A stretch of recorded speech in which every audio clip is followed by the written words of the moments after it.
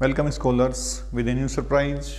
Class 10th, chapter 13, surface areas and volumes, exercise 13.2 NCERT book का question है और question number 5 है आज, ठीक है ना। A vessel is in the form of an inverted cone. एक जो वेसल माने एक बर्तन है, कैसा है वो, इन्वर्टेड कॉन के जैसे कुछ ऐसा है ना, इस तरह का कॉन, इस फॉर्म में उसको लिया गया है। इट्स हाइट इज 8, हाइट कितनी है 8 सेंटीमीटर गिवन है।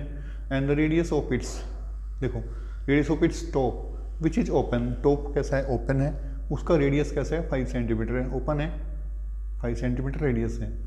इट्स फिल्ड विद वाटर, इसमें क्या है पानी भरा हुआ है, अप टू ब्रिम, ब्रिम मतलब किनारे तक, यानी कि यहाँ तक इसमें क्या है वाटर फुलफिल है इसके अंदर। वेन लीड सोर्स यानी कि इस तरह के दाने हैं।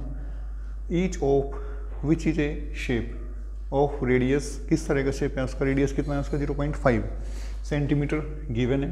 आर ड्रॉप्ड, उसको डाला गया इनटू द वेसल, इस बर्तन के अंदर 1 by 1, 1/4 ऑफ द वाटर, यानी कि एक डालने पर क्या हो रहा है 1/4 of the water flows out, एक डालने पर 1/4 हिस्सा पानी का बाहर निकल जा रहा है। Find the number of lead source drop in the water. अब ये चेक करना है कि इसमें हम लोग कितने सोर्स डाल सकते हैं। डालने का मतलब है कि सारा पानी बाहर आ जाए और टोटल नंबर ऑफ सोर्स की काउंटिंग यहाँ से हो जाए, ठीक है ना।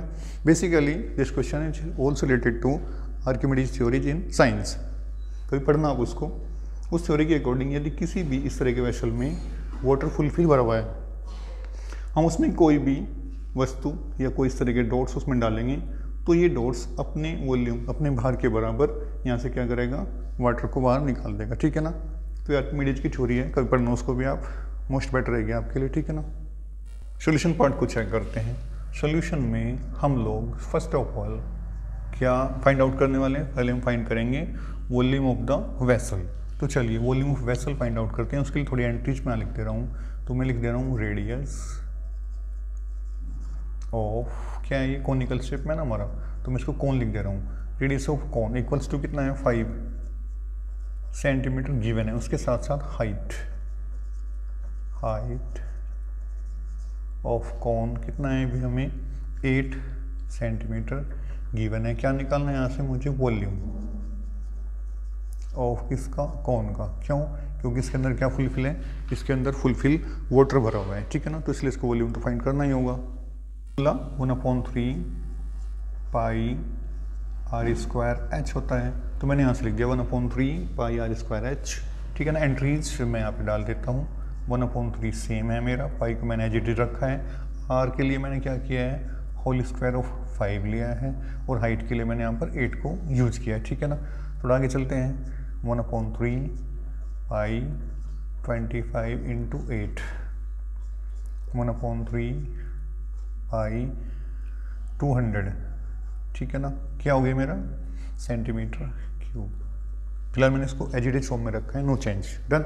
आगे बढ़ते हैं। अब मुझे क्या निकालना होगा, मुझे फाइंड आउट करना होगा वॉल्यूम ऑफ दिस डॉट, जो डॉट लाइक स्ट्रक्चर यहाँ पे गिवन है ना हमारा, इसका क्या निकालना है मुझे, यहाँ से शॉर्ट्स दे दिए ना, इनका वॉल्यूम फाइंड करना होगा एक का, ठीक है ना। चलो निकाल देते हैं। रेडियस गिवन है तो वॉल्यूम ऑफ कैसा है मेरा shot, lead shot equals to क्या आ जाएगा, ये क्या है स्फीयर है, तो 4/3 पाई आर क्यूब, ठीक है ना।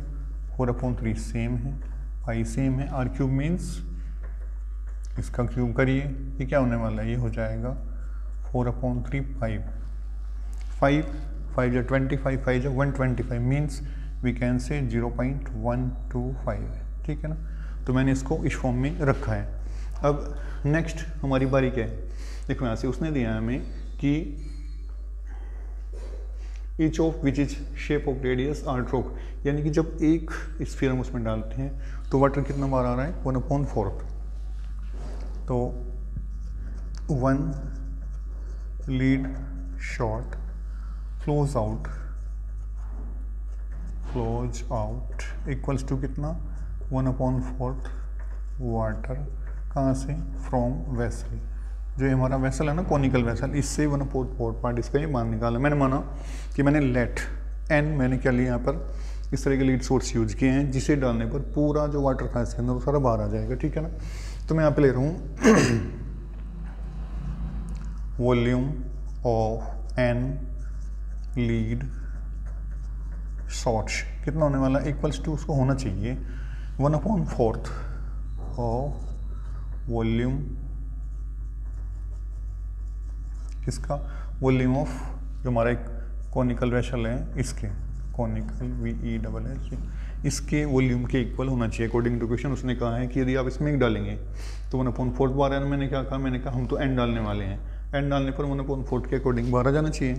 तो चलिए एन हो गया एन, उसके बाद लीड शॉर्ट का वॉल्यूम हमने यहाँ से लिया था ये वाला, ये था मेरा 4/3, चलो ऐसे लिख लेता हूँ 4/3 पाई और 0.125 इक्वल्स टू कितना होने वाला है 1/4 कितना है वॉल्यूम तो कॉनिकल वेसल। अब देखो कॉनिकल वेसल मेरा ये रहा